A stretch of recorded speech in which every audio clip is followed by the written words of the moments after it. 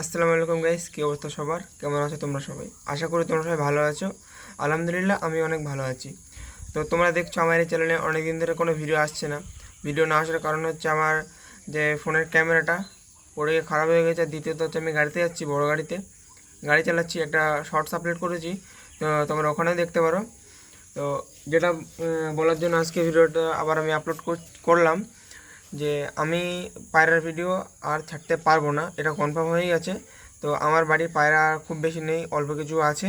তো সেগুলো থাক, ওদের মতন ওগুলো বাড়িতে থাকবে, আর আমি আমার মতন আমি গাড়ি চালাবো।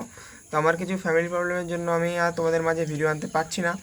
তো আমি ভেবেছি এই চ্যানেলটাই কন্টিনিউ, যে গাড়ির যে ব্লগটা, ড্রাইভার লাইফস্টাইল ব্লগ বা কার ব্লগ বলো, আমি এই ব্লগটা কন্টিনিউ আনার চেষ্টা করব।